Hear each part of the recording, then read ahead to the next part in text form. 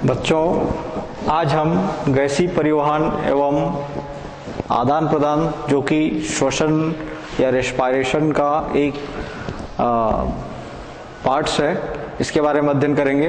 पिछली कक्षाओं में आपने श्वसन से संबंधित श्वसन की परिभाषा, उसके प्रकार के बारे में अध्ययन किया है।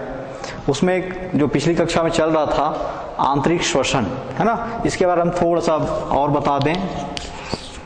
आंतरिक श्वसन वह श्वसन जो शरीर की कोशिकाओं में संपन्न होता है ना, उसको कहते हैं आंतरिक श्वसन। तो जब गैसों का परिवहन होता है तो उस परिवहन के दौरान ऑक्सीजन परमाणु को शरीर की कोशिकाओं में ले जाकर छोड़ दिया जाता है। वो ऑक्सीजन पचे हुए भोज्य पदार्थ जो कोशिकाओं के कोशिका द्रव्य में संचित रहता है उसका क्रमिक रूप से ऑक्सीकरण करता है ना, और ऑक्सीकरण करके ऊर्जा का उत्पादन करता है। तो जो ऊर्जा बना हुआ है उस ऊर्जा का परिमाण जो है उस कोशिका के परिमाण की तुलना में अधिक होता है। इस कारण उसको एटीपी या एडेनोसिन ट्राइफॉस्फेट में बदला जाता है। ये जो एटीपी बनने की जो प्रक्रिया होती है, एडेनोसिन ट्राइफॉस्फेट जो बनने की जो प्रक्रिया होती है, वो हमारे कोशिका द्रव्य और माइटोकॉन्ड्रिया में 3 चरणों में पूर्ण होता है। जिसमें पहला चरण है ग्लाइकोलिसिस,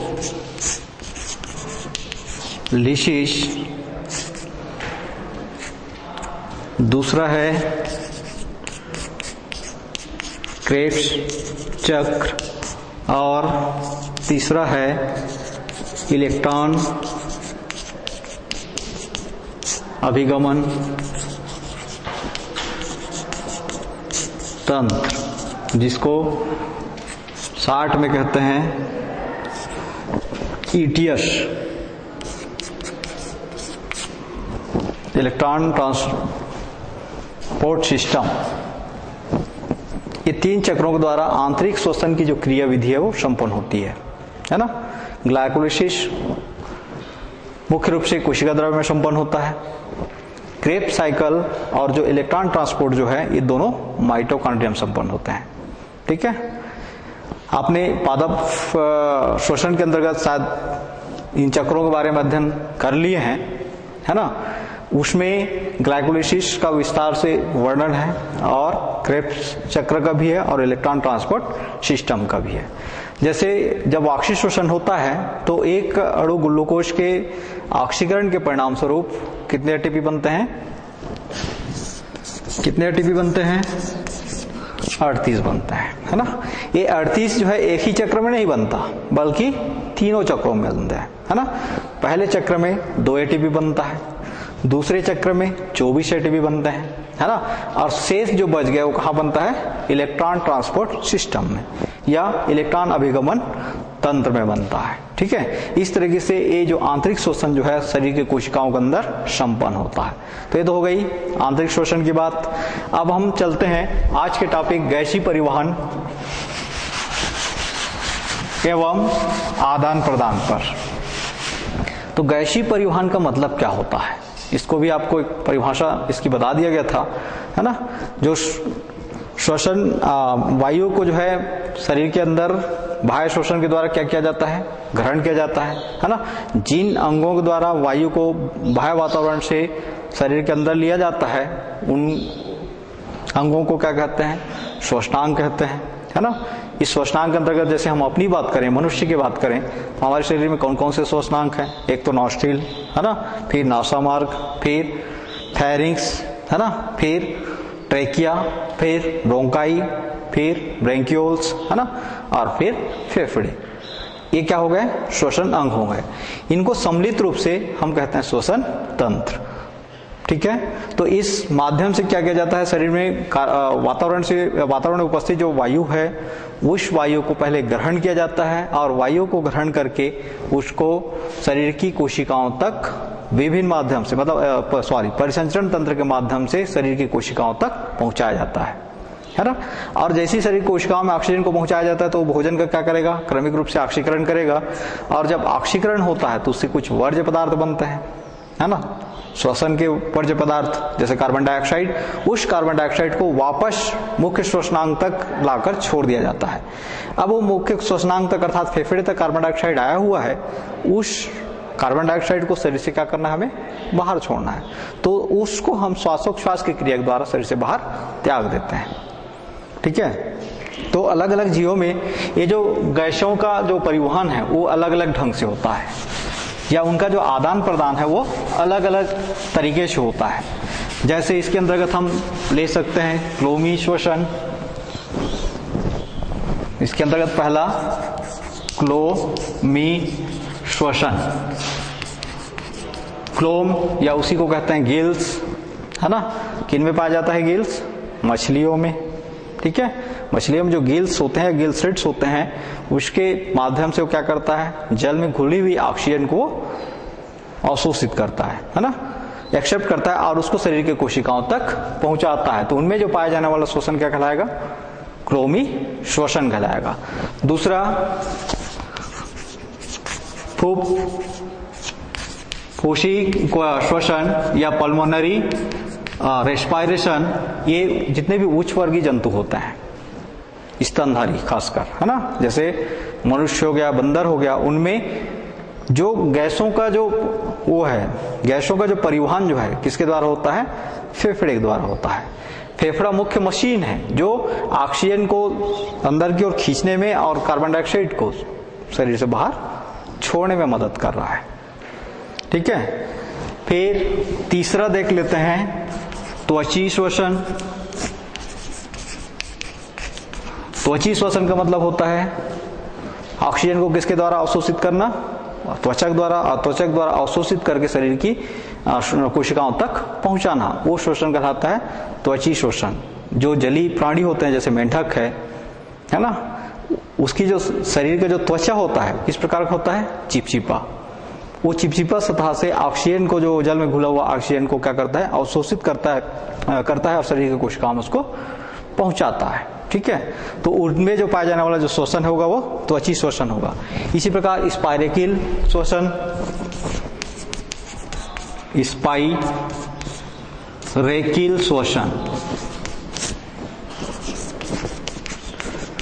कीट वर्ग के जो जीव होते हैं उनमें वायुमंडलीय ऑक्सीजन को परिवहन करने के लिए, शरीर के अंदर वायुमंडलीय ऑक्सीजन का परिवहन करने के लिए एक विशेष अंग पाया जाता है जिसको हम कहते हैं ट्रेकिया, है ना।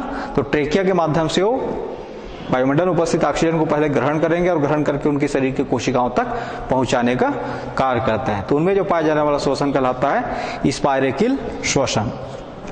इसी प्रकार सामान्य सतह द्वारा श्वसन, पांचवा सामान्य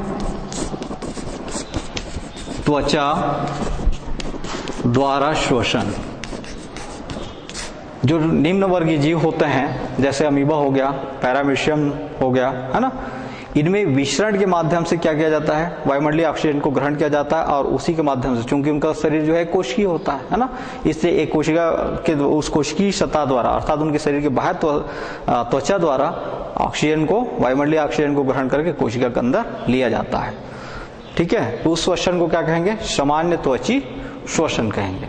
तो ये तो हो गया है श्वसन या गैसीय परिवहन एवं आदान प्रदान।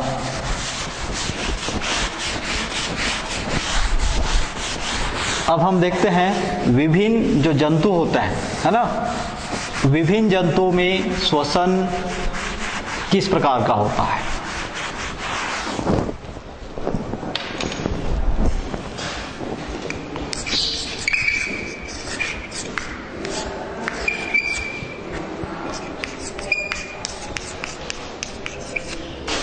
विभिन्न जंतुओं में गैसीय परिवहन एवं आदान प्रदान। हमें मालूम है इस प्रकृति में पाए जाने वाले सभी जीवों की संरचना, मूल संरचना जो है वो तो एक प्रकार का है, लेकिन वातावरण में जो परिवर्तन जो होता है ना, परिवर्तन ही प्रकृति का नियम है। लगातार प्रकृति में क्या हो रहा है? परिवर्तन हो रहा है। उस परिवर्तन के परिणाम स्वरूप जीवों में जो है जटिलता बढ़ती गई है ना। तो जटिलता बढ़ गई तो अंगों का विकास भी क्या हो गया? बढ़ गया। निम्न वर्गीय जो जीव हैं उनमें कोई विशेष अंग नहीं पाया जाता है ना। लेकिन जैसे जैसे जीवों में जटिलता बढ़ती जाती है वैसे वैसे उनकी शारीरिक संरचनाओं में क्या होता है, परिवर्तन होता है और जटिलता बढ़ता जाता है।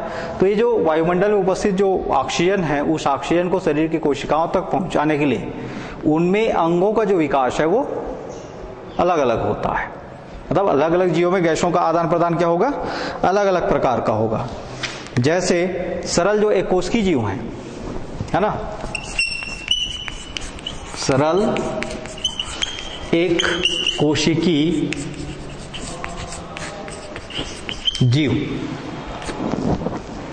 कौन से जीवों को एक कोशिकी जीव कहते हैं? ऐसे जीव जिनका शरीर एक ही कोशिका का बना हुआ होता है ना।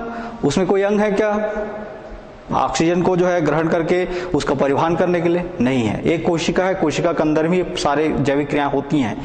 वो समस्त जैविक क्रियाएं होती हैं जो हमारे शरीर में भी हो रहे हैं। मतलब हमारे शरीर में जितनी जैविक क्रियाएं संपन्न हो रहे हैं उतना वो एक कोशिका में भी संपन्न होता है। ठीक है, फिर भी वो भी जीव है और हम भी जीव हैं। तो उनमें कोशिका जो ऑक्सीजन का परिवहन किस प्रकार होता है, ऑक्सीजन को किस प्रकार वो ग्रहण करते हैं? तो सामान्यतः उनके त्वचा के द्वारा, बाह्य सतह द्वारा क्या किया जाता है कि जल में घुली हुई ऑक्सीजन को ग्रहण किया जाता है। और किस माध्यम से? विसरण के माध्यम से। ठीक है, एक कोशिकीय जो जीव है वो ऑक्सीजन को किस माध्यम से ग्रहण करेंगे? विसरण के माध्यम से। यहां पर विसरण का क्या अर्थ है? विसरण किसे कहेंगे? विसरण का मतलब क्या है? उच्च सांद्रता से निम्न सांद्रता की ओर पदार्थों के जो बहाव होता है उसको हम कहते हैं विसरण। जैसे इस कमरे को की खिड़कियों को हम बंद कर दें, है ना, और दरवाजे को भी बंद कर दें, और इस कमरे के एक कोने में हम अगरबत्ती लगाते हैं, अगरबत्ती को जलाते हैं, तो उसकी धुआं क्या होगा? क्या होगा जी? पूरे कमरे में फैलेगा। तो जहां पर अगरबत्ती जल रहा है वहां पर उस गैस की सांद्रता कम है, ज्यादा है? जहां पर अगरबत्ती जलाएंगे तो वहां पे जो धुआं निकल रहा है अगरबत्ती का, तो वहां पे गैस की जो सांद्रता है, धुएं की सांद्रता वहां पर अधिक होगा, कम होगा? जहां पर अगरबत्ती जल रहा है अधिक होगा, है ना। और जैसे इस कोने में हमने अगरबत्ती जलाया और उस कोने में, उस कोने तक उसका गैस जो है या उसका धुआं जो है जब फैल रहा है तो कहां से कहां फैला? उच्च सांद्रता से निम्न सांद्रता की ओर, उसको कहते हैं विसरण। ठीक है ना। तो इस विसरण की क्रिया द्वारा सरल एकोष्की जीवों में क्या होता है? ऑक्सीजन का सर्कुलेशन होता है या परिवहन होता है। ये क्लियर हो गया। दूसरा देखते हैं हम स्पंजों में। स्पंजों में श्वसन, स्पंज किसे कहते हैं? जो संघ पोरीफेरा के अंतर्गत आने वाले जो जीव होते हैं, है ना, संघ पोरीफेरा के अंतर्गत आने वाले जो जीव होते हैं जिनका शरीर जो है स्पंजी होता है। स्पंजी मतलब जो रुई होता है ना, रुई में छोटे छोटे पोर होते हैं। जैसे आप रक्षाबंधन के अवसर पर वो रक्षाबंधन जो बांधते हो या आप बंधवाते हैं लड़के, है ना, उसमें एक काटन इस्तेमाल किया जाता है, रुई इस्तेमाल किया जाता है। उसको अगर सावधानी से देखें तो बहुत सारे उसमें जो है छिद्र दिखाई देता है। ठीक है, उसी प्रकार के एक प्राणी है, समुद्री प्राणी, जिनको क्या कहते हैं? जिनको क्या कहते हैं? स्पंज कहता है। जैसे साइकान, उस साइकान के शरीर में जो असंख्य छोटे छोटे छिद्र होते हैं उन छिद्रों को कहा जाता है ऑस्टिया, है ना। साइकान के शरीर में जो छोटे छोटे छिद्र होते हैं उनको क्या कहा जाता है? ऑस्ट्रिया। उसी ऑस्ट्रिया के माध्यम से जो जली ऑक्सीजन, मतलब जल में घुली हुई ऑक्सीजन जल की धारा के साथ उसके शरीर में प्रवेश करता है ना, और उसमें से ऑक्सीजन को उसकी शरीर कोशिकाएं अवशोषित कर लेते हैं और फिर शेष जल जो है उसके ऑस्कुलम के द्वारा शरीर से बाहर निकल जाता है। तो इस प्रकार से स्पंजों में श्वसन होगा। ठीक है, तीसरा देख लेते हैं जो हाइड्रा है। ठीक है, इनमें श्वसन किस प्रकार होता है या इनका श्वसनांग क्या है? तो हाइड्रा में क्या पाया जाता है? स्पाइरेकिल या टेंटाकिल्स। हाइड्रा में क्या पाया जाता है? स्पाइरेकिल्स या उसी को कहते हैं टेंटेकिल्स। ठीक है, उसके द्वारा क्या करता है? वो वायुमंडलीय ऑक्सीजन को ग्रहण करता है और ग्रहण करके अपने शरीर कोशिका के अंदर प्रवाहित करता है। ठीक है, फिर अगला देखते हैं एनिलिडा। क्या आप एनिलिडा के एनिलिडा संघ के अंतर्गत आने वाले एक आध जीव का नाम बता सकते हैं? केंचुआ, ठीक है। कहाँ पाया जाता है केंचुआ? जमीन में, ठीक है ना। तो उसमें श्वसन के लिए कोई विशेष अंग है? कहीं पर है? नहीं, ठीक है। वो उस स्थान पे पाया जाता है जहां की मृदा जो होती है वो नम रहता है। नम मृदा जहां पर पाया जाता है वहीं पर केंचुआ पाया जाता है, ठीक है। तो उसकी शरीर के सतह द्वारा ही क्या करता है, वो मिट्टी या ऊपर पट्टी के ऊपरी सतह पर जो ऑक्सीजन है उसको अवशोषित करता है और अवशोषित करके अपना श्वसन की जो क्रिया है उसको पूर्ण करता है। इसी प्रकार अगला देखें हम आर्थ्रोपोडा में। आर्थ्रोपोडा के अंतर्गत बहुत सारे जीव आते हैं, है ना।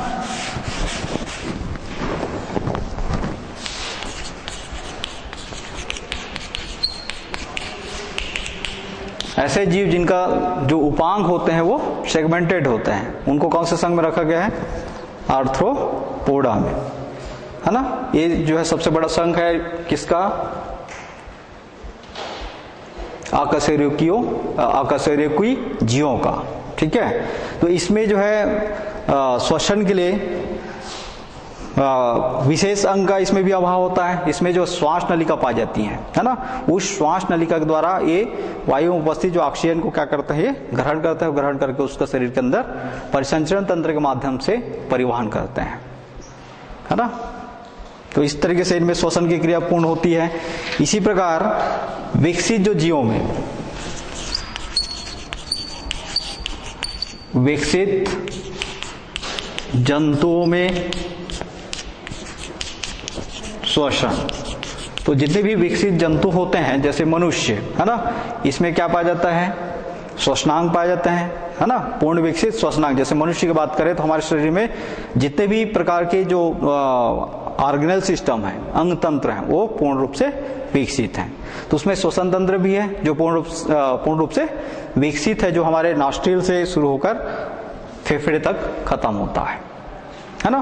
तो उसके द्वारा वायुमंडलीय ऑक्सीजन को क्या किया जाता है? पहले श्वसन अंगों के द्वारा एक्सेप्ट किया जाता है, ग्रहण किया जाता है, फेफड़े में पहुंचाया जाता है और उसको परिसंचरण, फेफड़े में भरे हुए ऑक्सीजन को परिसंचरण तंत्र के माध्यम से शरीर की विविध कोशिकाओं तक सर्कुलेट किया जाता है या परिवहन किया जाता है, ठीक है। तो इस तरीके से हमारे शरीर में इनका वो होता है। अब देखते हैं हम मनुष्य में श्वसन तंत्र।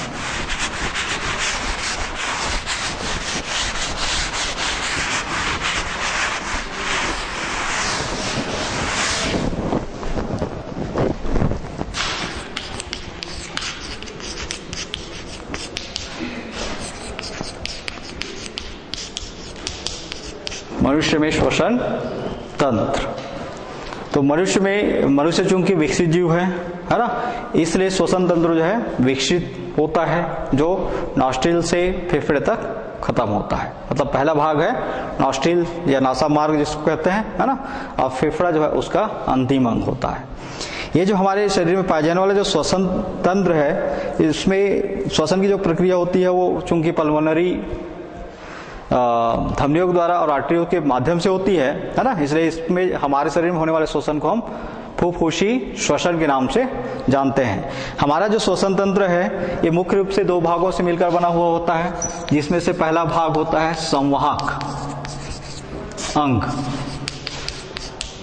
कौन सा अंग को संवाहक अंग कहेंगे? ऐसे अंग जो वायुमंडलीय ऑक्सीजन को क्या करते हैं, वातावरण से ग्रहण करते हैं, वातावरण से ग्रहण करके उसको कहां तक पहुंचाते हैं? फेफड़े तक पहुंचाते हैं, है ना। उन अंगों को क्या कहेंगे? संवाहक अंग कहेंगे। इसके अंतर्गत कौन कौन से अंग आएंगे संवाहक अंग? नासा छिद्र, है ना, नासा मार्ग, सेप्टा, ग्रसनी, उसके बाद फिर ट्रेकिया, फिर ब्रोंकाई, है ना, और फिर ब्रोंकस। ये सभी क्या कहलाते हैं? संवाहक अंग कहलाते हैं। संवाहक अंग अर्थात ये वायुमंडलीय ऑक्सीजन का संवहन कहां तक करने का कार्य करते हैं? फेफड़े तक। और इसका दूसरा भाग है फेफड़े, जिसको किस नाम से जानते हैं?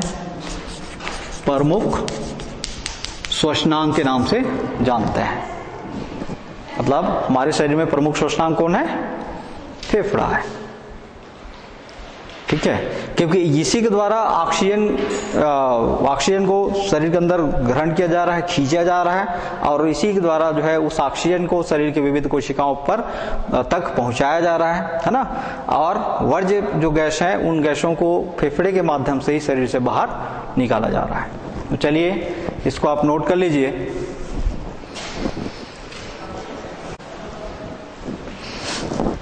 तो मनुष्य में जो श्वसन तंत्र है इसका दूसरा महत्वपूर्ण भाग है कौन? फेफड़े, जिसको हम प्रमुख श्वसनांग कहते हैं, है ना। इसकी स्थिति कहाँ है? हमारे वक्षी गुहा में। तो चलिए हम सबसे पहले एक श्वसन तंत्र का वो बना लेते हैं, क्या क्या अंग होते हैं, कौन कौन से अंगों को संवाहक अंग कहेंगे, और फेफड़ा कहाँ होता है।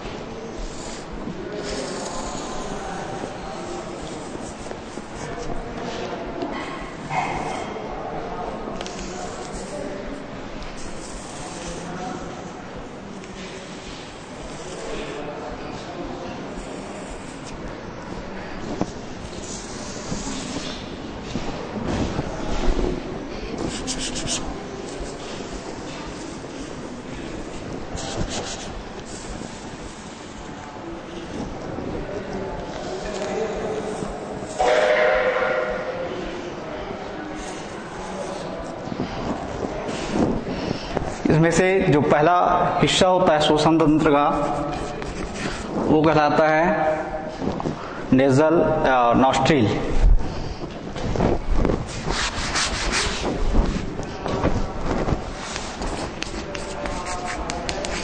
नॉस्ट्रिल हो गया। नॉस्ट्रिल के अंदर जो गुहा, ये जो हमारा ये दो छिद्र दिख रहे हैं, है ना, ये हो गया नॉस्ट्रिल। नॉस्ट्रिल, दोनों नॉस्ट्रिल के अंदर क्या है? खाली जगह है ना, वो कहलाता है नेजल कैविटी।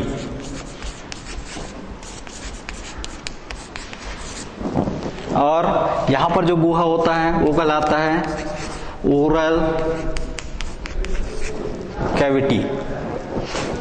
फेरिंक्स का एक हिस्सा कहलाता है नेजो फेरिंक्स। ये वाला जो अगला भाग होता है उसका ये कहलाता है फेरिंक्स।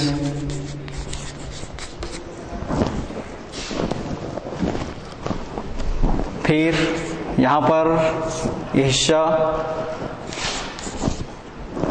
है लैरिंक्स।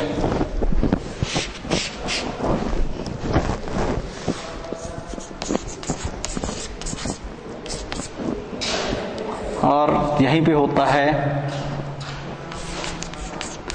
EP glottis. फिर ये अर्ध छल्ले का आकार का जो संरचना दिखाई दे रहा है ये है ट्रेकिया।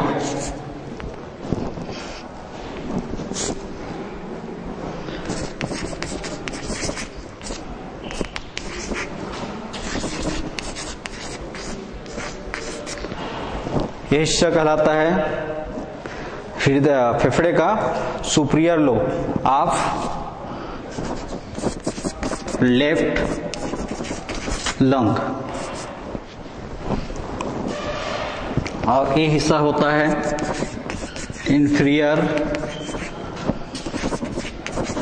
Lobe of lungs. यहां पर होता है, इस भाग को कहा जाता है डायाफ्राम।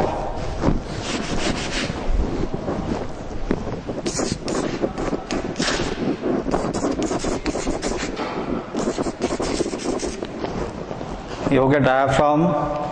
लेफ्ट ये लंग का सुपीरियर लोब ऑफ राइट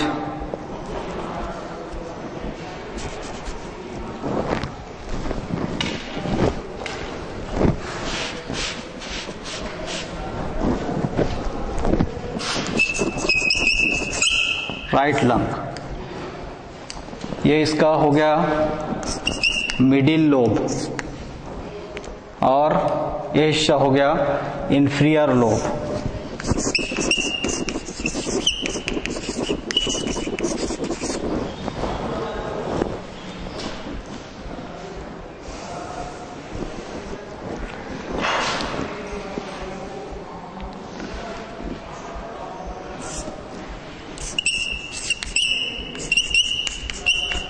ये हो गया ब्रोंकाई, ये दोनों, ठीक है। ये हो गया मनुष्य का श्वसन तंत्र की संरचना। अब इसमें देख लीजिए किसको क्या कहते हैं, है ना। कौन कौन से संवाहक अंग होंगे। कहां से संवाहक अंग शुरू होगा, नॉस्ट्रिल से। नॉस्ट्रिल से कहां तक, ब्रोंकाई तक या ब्रोंकस तक, ठीक है। ये क्या कहलाते हैं, संवाहक अंग। और दूसरा हो गया इसमें प्रमुख भाग फेफड़े। तो नॉस्ट्रिल किसको कहा जाता है, हमारे नासा मार्ग में जो छिद्र है ना, 2 छिद्र, वो कहलाते हैं नॉस्ट्रिल। दूसरा भाग है श्वसन तंत्र का नेजल कैविटी। तो जैसी छिद्र समाप्त हो, मतलब शुरू होता है, वैसी अंदर में गुहा है, वो कहलाता है नेजल कैविटी, नासा वेश्म जिसको कहते हैं, ठीक है। इस नासा या नासिका मार्ग कहते हैं। इस नासिका मार्ग में एक पट है, मतलब 2 गुहा के बीच क्या है, एक पट है जिसको कहा जाता है शेप्टा। और इसी नासा मार्ग में जो है बहुत सारे क्या पाए जाते हैं, और रोम पाए जाते हैं, और श्लेष्मी ग्रंथियां होते हैं। ये रोम का कार्य क्या होता है, जो ऑक्सीजन जो वायुमंडल से हमारे शरीर के अंदर, मतलब नासा मार्ग के अंदर जो प्रवेश कर रहा है ना, उस ऑक्सीजन को, वायु में उपस्थित जो धूल के कण हैं या कुछ जीवाणु हैं, उसको क्या करता है, वो छान देता है। कौन, रोम। और इसमें जो श्लेष्मी ग्रंथियां जिसके द्वारा श्लेष्मा का सेक्रेशन किया जाता है, वो श्लेष्मा धूल के कण और अन्य जो अवांछनीय पदार्थ को वहां पर क्या करता है, चिपका देता है, जिससे वायु जो पूर्णतः साफ होकर, स्वच्छ होकर कहां प्रवेश करता है, हमारे अगला भाग फाइनिंग्स में, ठीक है। फिर इसमें जो पाई जाने वाली नासा मार्ग या नेजल कैविटी है ना, इसके 3 मुख्य भाग होते हैं। वेस्टिबुलर भाग जिसमें रोम पाए जाते हैं और श्लेष्मी ग्रंथियां होती हैं। इसका दूसरा भाग होता है श्वसन भाग, रेस्पिरेटरी भाग, जिसमें ऑक्सीजन को जो है शरीर के अंदर फेरिंक्स की ओर जो है धकेला जाता है ना। और तीसरा इसका महत्वपूर्ण जो भाग होता है वो कहलाता है आल्फैक्टरी भाग। आल्फैक्टरी भाग जो होता है हमारे नासा मार्ग के सीधे की ओर खुलता है, मुंह की ओर, है ना, वो भाग कहलाता है आल्फैक्टरी भाग। तो इस 3 भागों से यहाँ पर मिलकर बना हुआ है। फिर अगला इसके आगे एक फेरिंक्स ग्रसनी शुरू होता है, जिसको नेजल फेरिंक्स कहते हैं या नेजोफेरिंक्स कहते हैं। नेजोफेरिंक्स का मतलब जो आपके नासा मार्ग से या आपके श्वसन तंत्र से जुड़ा हुआ है, ठीक है। उसका निचला वाला भाग कहलाता है फेरिंक्स, ग्रसनी, ठीक है। ग्रसनी का क्या रोल्स है, ये आप मनुष्य के जो पाचन तंत्र के अंतर्गत पढ़ लिया है, ठीक है। इसी फेरिंक्स पर एक संरचना पाई जाती है जिसको क्या कहते हैं, एपिग्लॉटिस। ये एपिग्लॉटिस का फंक्शन क्या होता है, ये भी आपने पढ़ा है ना। एपिग्लॉटिस या ग्लॉटिस जो होता है वो मुख्य रूप से इसमें जो 3 नलियां होती हैं, उन 3 नलियों में से जिस नली का कार्य चलता रहता है उस नली को क्या करता है, खोल देता है। अब बाकी 2 नलियों को क्या करेगा, वो बंद कर देगा, क्योंकि इसी से होकर हमारा पाचन नली भी गुजरा हुआ है, उसी से होकर हमारा श्वसन नली भी गुजरा है, और उसी से हमारा स्वर नली भी गुजरा हुआ है, ठीक है।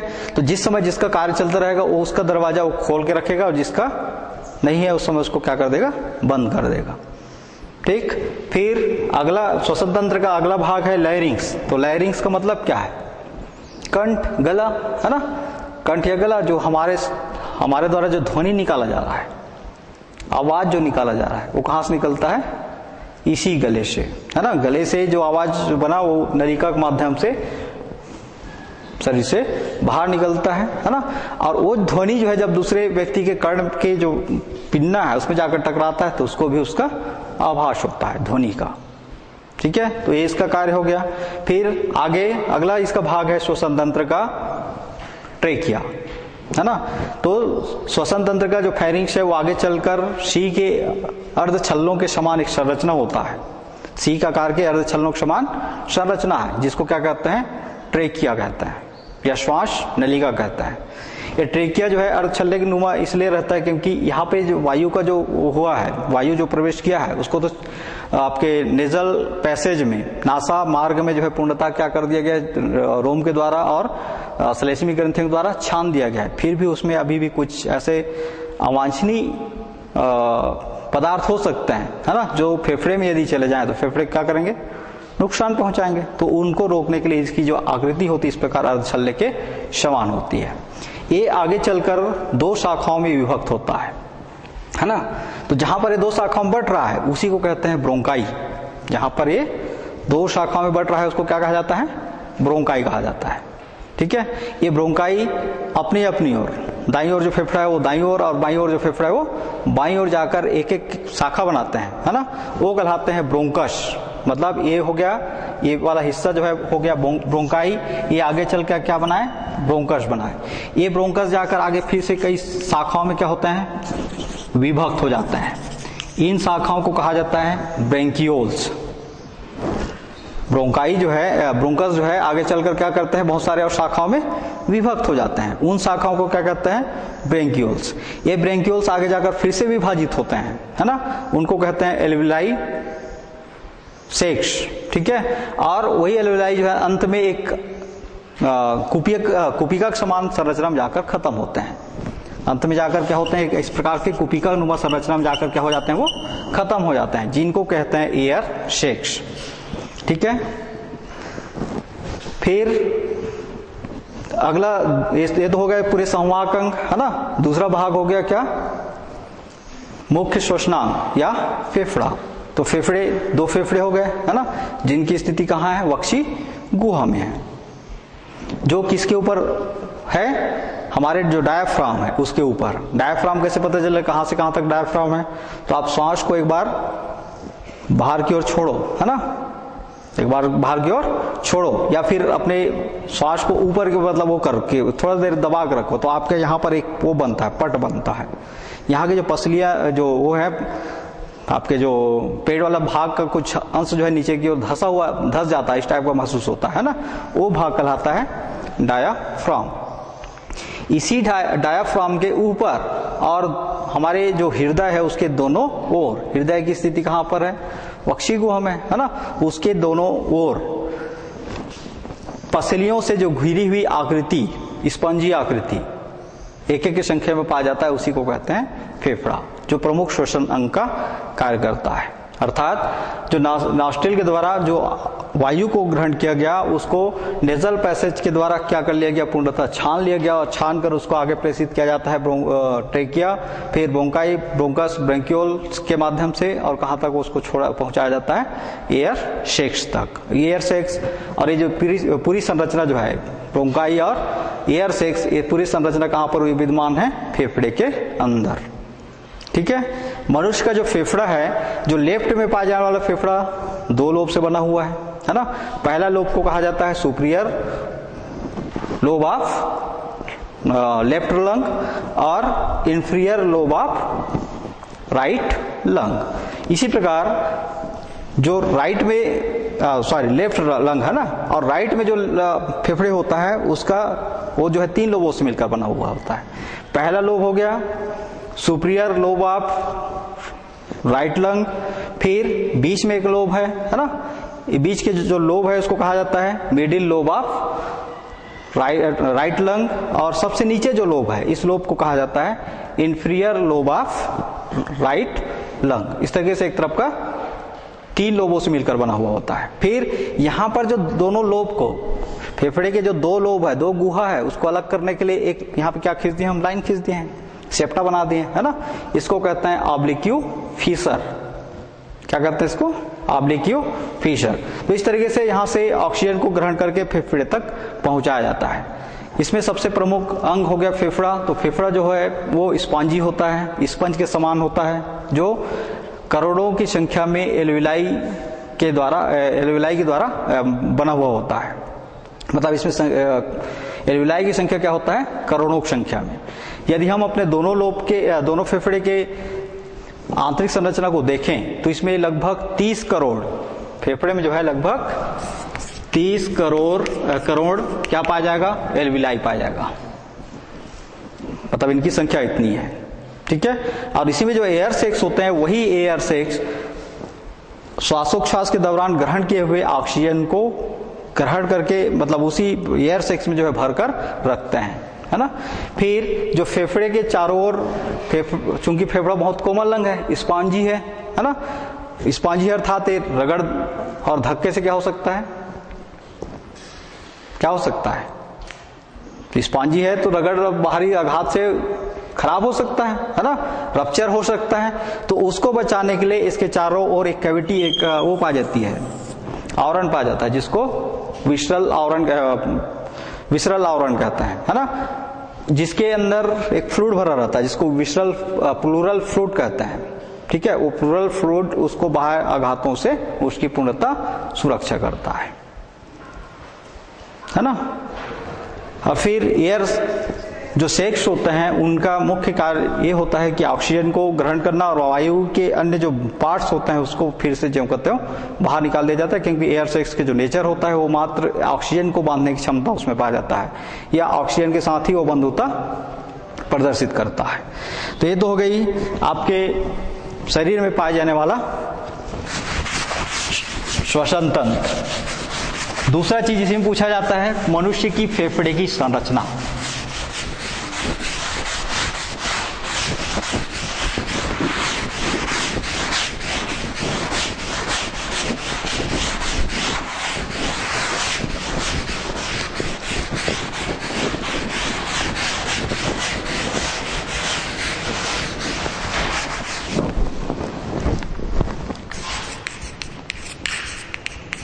मनुष्य के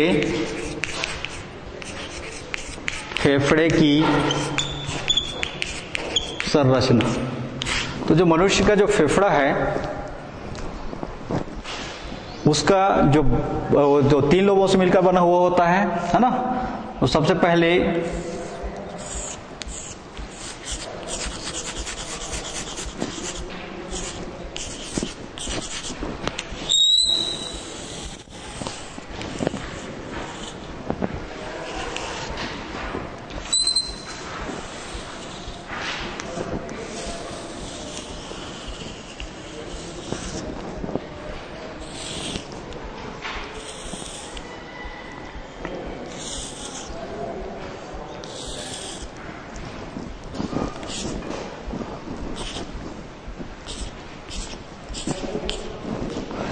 ये जो है आपका हो गया लैरिंक्स, ये हो गया ट्रेकिया। इसका बाह्य भाग जो है देखने में आपको कैसा लग रहा है, उभरा हुआ। बाहरी भाग कैसा दिख रहा है आपको, उभरा हुआ, है ना। ये भाग कहलाता है उत्तल भाग, ठीक है। इसका जो आंतरिक भाग है ये कैसा दिख रहा है आपको, धसा हुआ दिख रहा है ना। एक भाग ऐसा उभरा हुआ है, बाह्य भाग उभरा हुआ और आंतरिक भाग जो है धसा हुआ है ना। तो इसका कौन सा भाग कहलाता है, अवतल भाग। और इसका जो मिडिल जो होता है वो अगला तीसरा जो पाली है, मिडिल भाग है, मध्य निम्न पाली के नाम से जाना जाता है। इस प्रकार से फेफड़े जो होते हैं वो कितने लोब से मिलकर बने हुए हैं, 3 लोबों से मिलकर बने हुए हैं, जिसके चारों ओर प्लूरल कैविटी होती है। उस प्लूरल कैविटी में प्लूरल द्रव भरा रहता है, जिसके कारण हमारा जो फेफड़ा है बाहरी आघातों से पूर्ण रूप से सुरक्षित रहता है, ठीक है। इसमें जो ये जो लोब हैं, है ना, ये हो गया सुपीरियर लोब, इधर ये भी हो गया सुपीरियर लोब, और ये कहलाता है इन्फीरियर लोब। इसी प्रकार ये इसका हो गया मिडिल लोब, और ये हो गया इंफीरियर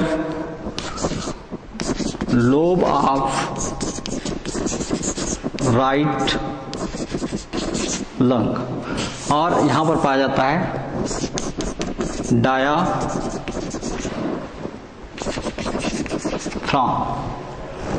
ये हो गया ऑब्लिक क्यूब फिशर। इसी प्रकार ये भी होंगे ऑब्लिक क्यूब फिशर। ठीक है, तो इस तरीके से ये मनुष्य का क्या हो पाया जाता है फेफड़े की संरचना। तो बच्चों, आज आपने गैसीय परिवहन एवं आदान प्रदान के अंतर्गत गैसीय परिवहन और गैसों का आदान प्रदान किस प्रकार होता है, विभिन्न जंतुओं में गैसीय परिवहन के लिए कौन कौन से अंग पाए जाते हैं, फिर मनुष्य का जो श्वसन तंत्र कितने भागों से मिलकर बना होता है, उनकी क्या संरचना होती है, और फेफड़े की संरचना के बारे में अध्ययन किया। धन्यवाद।